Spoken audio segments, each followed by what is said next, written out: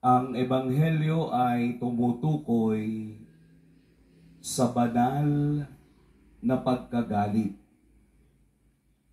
Meron palang holy anger.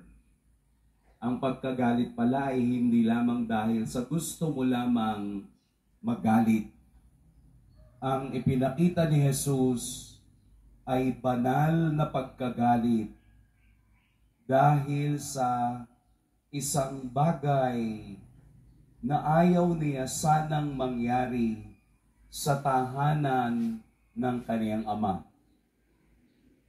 Sa Ebanghelyo, pinag-uusapan natin ang isang pisikal na istruktura, ang templo ng Jerusalem. Dahil nga ito ang sentro ng religious activities ng lahat ng mga Hudyo, just imagine kung gaano kagulo ang templo ng Jerusalem. Ito ay napakalawak. Ang templong ito ay halos binubuo ng 200 na klase ng basketball court. Just imagine kung gaano ito kalaki. Sabi nga sa kasaysayan, ang templo ay kailangan ng 200 lalaki upang isara at ibukas ang pinakapintuan na pinapasukan. At ang templo ay nahahati sa napakaraming bahagi kung saan ang mga babae ay dito lamang sa may templo na ito. Ang mga lalaki ay dito lamang sa templo na ito. At ang makakapasok lamang doon sa sinusunugan ng mga hayop na inaalayan ay ang mga eskriba at ang mga pariseo at ang mga paring mag-aalay dito. Kaya wag po kayong magtaka kung bakit may baka, may tupa, may kalapati. Kasi yung lahat ng nasasakop ng batas ni Moses ay nag-aalay ng mga ito bilang kabayaran ng kanilang kasalanan. Halimbawa, ang mga babae, bagong anak, bago sila makasamba sa templo, pagkatapos ng 40 araw, kailangan nilang mag-alay at susunugin ito doon sa templo.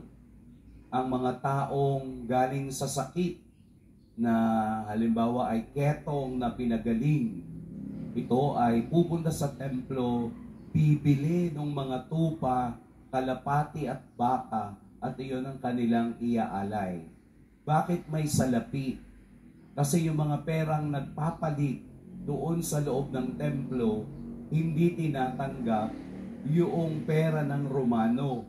Kailangan pera ng Hudyo ang ibibili mo at iyon ang purpose ng mga money exchange doon sa loob ng templo. Lahat ng business ay doon nila ginagawa sa loob ng templo. Kaya nawawala na ang tunay na karakter ng kabanalan ng templong iyon. Iyon ang nagpagalit kay Jesus dahil nakita niya kung gaano ang ugali ng mga tao, ng mga Hudyo noong araw na iyon. Kaya ang banal na pagkagalit na kaniyang ipinakita upang itama ang dapat ikilos at igawi ng mga taong pumapasok sa templo. Ito ang physical structure. Sa spiritual structure, ipinakita ni Jesus na ang simbahan ay ang siyang mismong kaniyang katawan na kumakalinga sa mga taong pumapasok dito. Kaya ganun na lamang ang pagkagulat ng mga pariseo na sabihin niyang sirain ito at muli niyang itatayo sa loob ng 3 araw. Ang propesiya ni Jesus ay nangyari at naganap.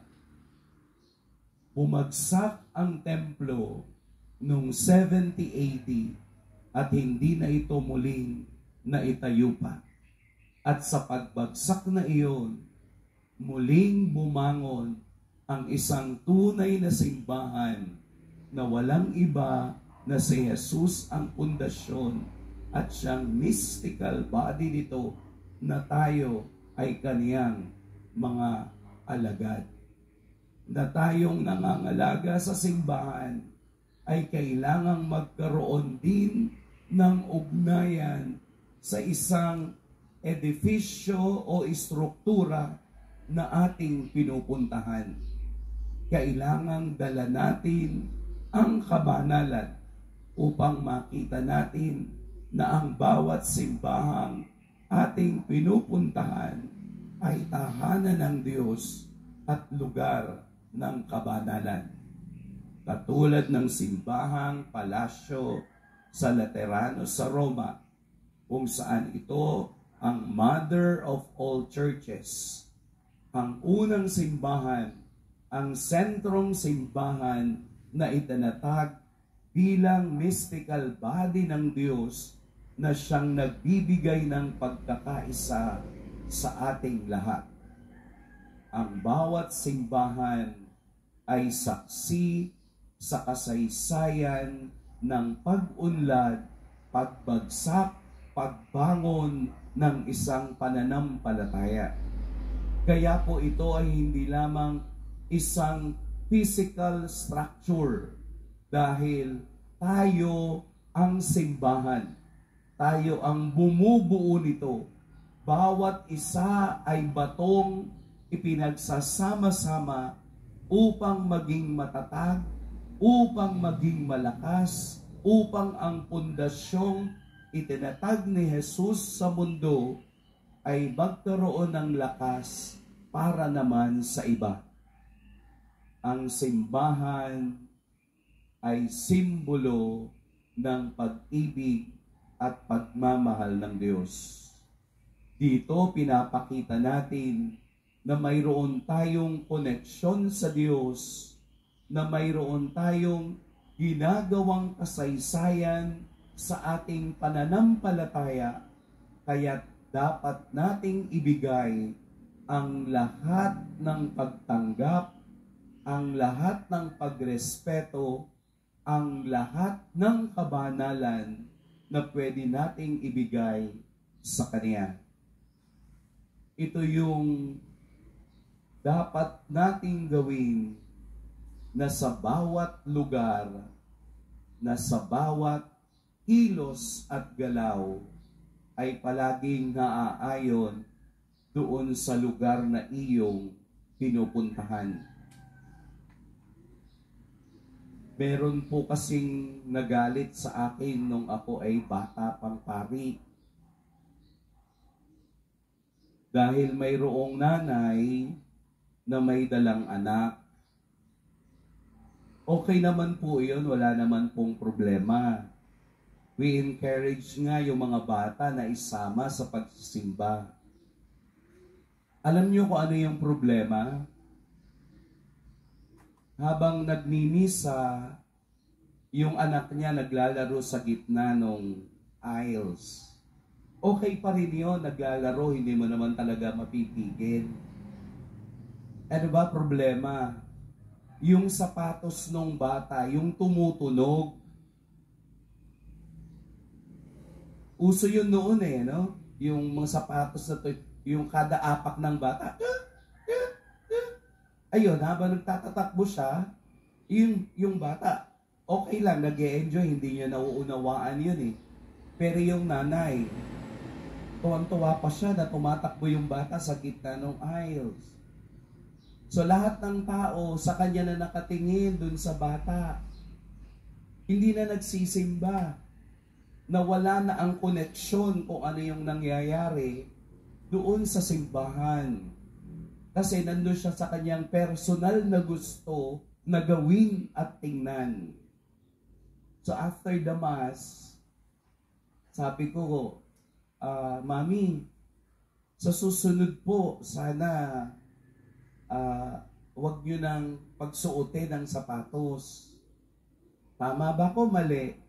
Tama ako eh. Kasi dapat sa loob ng simbahan, alam mo ang iyong ipinunta. Bakit ka pumunta ng simbahan? Makipag-ugnay sa Diyos. Makiisa sa pagdiriwang. Hindi yung personal mo agad. Kasi community ang simbahan. You take care also of the feeling of someone who is seated to your right and to your left. Hindi pwedeng nakakaabala ka at nakakaasar ang iyong mga gawi sa loob ng simbahan. Nagalit pa sa akin. Sabi niya, hindi na po ako magsisimba dito. Tinakot pa ako. Kayo po, sige po. Doon po kayo magsimba sa simbahang pwede yung ganyan. Kahit sinong ordinaryong tao magagalit. Ikaw na nagsisimba dyan, ikaw na nakaupo dyan, tapos yung katabi mo nagkwentuhan, anong mararamdaman mo? Di ba you feel offended? Bakit pa to pumunta dito para lamang pala magkwentuhan? Di ba? Merong ibang tao papasok ng simbahan. Pagpasok ng simbahan, anong unang gagawin? Kukunin yung suklay, suklay ng suklay habang nakaupo at nagmimisa. Pag nandito po kayo sa taas, makikita po ninyo.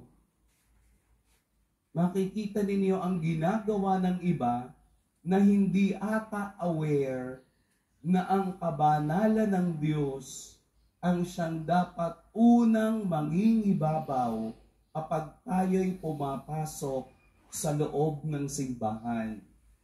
Kahit saang simbahan, sapagkat ang altar, sapagkat ang Blessed Sacrament, sapagkat ang banal na imahen ay pagpapakita kung ano ang langit na siyang ating gustong puntahan. At ang makauunawa lamang ng presensya ng Diyos sa banal na Eucharistia, sa kaniyang banal na katawan, ay yung malalim ang pag-unawa kung bakit siya ay nasa loob ng simbahan.